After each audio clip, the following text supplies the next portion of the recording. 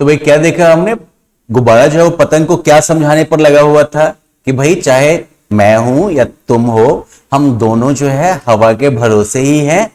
फर्क यह है कि मैं इसलिए तैरता हूं हवा में क्योंकि मेरे अंदर जो गैस भरी है वो चारों तरफ की हवा से हल्की है और इसलिए मैं तैरता हूं। ठीक वैसे ही जैसे कि पानी में भी अगर आप कोई पानी से हल्का चीज फेंक दो, जैसे कि सूखी हुई लकड़ी का टुकड़ा या फिर क्या कहते हैं प्लास्टिक का टुकड़ा, तो ऐसी चीजें अगर फेंक दो आप, पत्ता गिरता है तो वो सब जैसे पानी में तैरता रहता है, वैसे ही मैं हवा में तैरता हूं।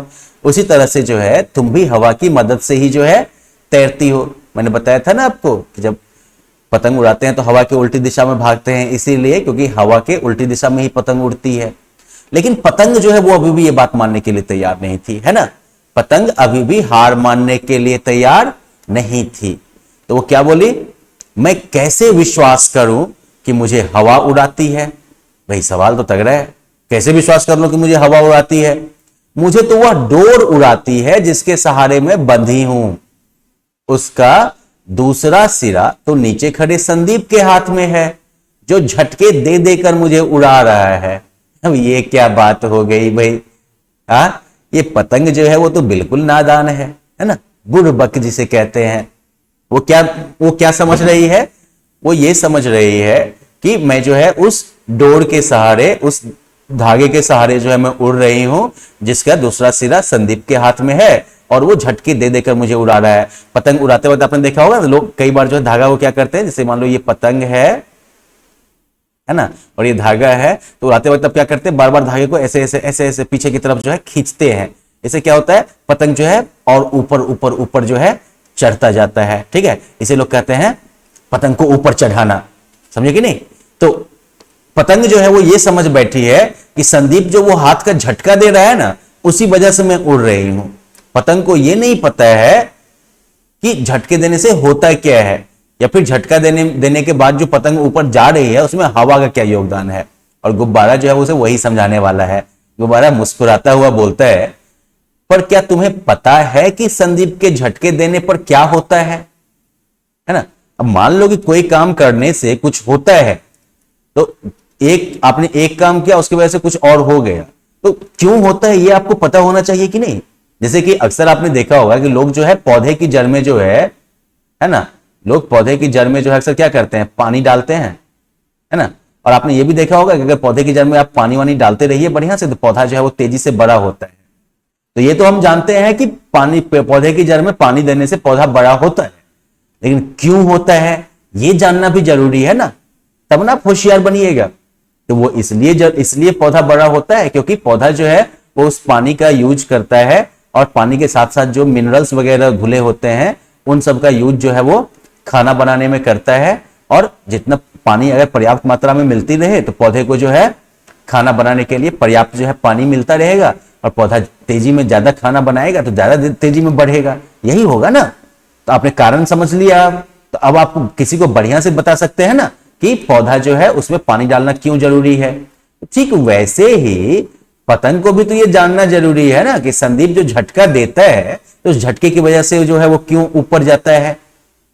तो गुब्बारा उसे अब समझाता है कि जब संदीप झटका देता है तो हवा में हल्के और भारी दबाव के दो क्षेत्र बन जाते हैं जिसके कारण तुम्हें उड़ान लेने में मदद मिलती है। अब ये क्या होता है, देखो जैसे ही आप पतंग को खींचते हो तो पतंग, हवा जो है वो पतंग के उल्टी दिशा में जा रही है ना। हवा जो है वो पतंग के उल्टी दिशा में जा रही है, उसी ने जो है पतंग को बिल्कुल जो है उधर की तरफ जो है पुश करके रखा है, धकेल के रखा है। और आप चूंकि इधर जो है धागा को पकड़े हुए हैं तो इसलिए पतंग क्या होगी, ऊपर जो है वहां पर फिक्स रहेगी। अब जब उसको झटका देता है तो पतंग जैसे ही आगे बढ़ेगा तो उसके आगे जो हवा मौजूद है उसको वो और धकेलेगा। जब उसको और धकेलेगा तो क्या हवा चुपचाप रहेगा, नहीं ना, वो हवा भी क्या करेगा, पतंग को और ऊपर फेंक देगा कि चल ऊपर चल, मेरा रास्ता छोड़, है ना। तो इसी वजह से जो है पतंग ऊपर जाता है। तो जब यही बात गुब्बारा जो है समझाते हुए बोलता है तो फिर पतंग जो है वो सोच में पड़ जाती है एकदम से। ठीक है, गुब्बारा फिर बोला, और जहां तक डोर का सवाल है हम दोनों ही डोर से बंधे हैं। गुब्बारा बोलता है, और जहां तक उस डोर का सवाल है तो हम दोनों ही डोर से बंधे हैं ना, और हम दोनों का उद्देश्य भी एक ही है। हमारा उद्देश्य ये नहीं है कि हम बहुत ऊपर आसमान में चले जाएं, ऊपर जाने से जो है हमारी जो है लेवल बढ़ जाएगी, ऐसा कुछ नहीं है हमारा उद्देश्य। हमारा उद्देश्य क्या है हम दोनों का, यानी कि पतंग और गुब्बारा दोनों का क्या उद्देश्य है, बच्चों को खुश करना, है ना। बच्चे खुश रहेंगे तो बस हो गया मेरा काम पूरा। रंग बिरंगी पतंग और हवा या गैस से भरे रंगीन गोल मटोल गुब्बारे बच्चों को समान रूप से भाते हैं। समान रूप मतलब एक ही जैसे जो है पसंद आते हैं, भाना मतलब अच्छा लगना, ठीक है। तो गुब्बारा क्या बोलता है कि चाहे रंग बिरंगी पतंग हो या फिर हवा या गैस से भरे रंगीन गोल मटोल गुब्बारे, बच्चों को दोनों ही एक जैसे ही पसंद है एकदम से। अब बात पतंग के समझ में आ चुकी है और इसलिए पतंग बोली, हाँ गुब्बारे भाई तुम बिल्कुल ठीक कह रहे हो, मुझे समझ आ गया कि मैं गलत थी। फिर दोनों खुश होकर आसमान में उड़ने लगे और हंस हंस कर बातें करने लगे। तो आपने क्या देखा यहां पर, देखो सबसे बड़ा ज्ञान बेटा इसमें यह था कि हमें कभी भी घमंड नहीं करना चाहिए, क्योंकि हम जो भी हैं इसमें कहीं ना कहीं किसी ना किसी का योगदान जरूर होता है कि नहीं। अगर आप अच्छे बच्चे हो, पढ़ने में होशियार बच्चे हो, तो इसमें कहीं ना कहीं जो है आपके पेरेंट्स का योगदान है ना, कि उन्होंने जो है आपको पढ़ाई के प्रति प्रेरित किया, उन्होंने जो है आपको पढ़ने की सुविधा प्रदान की।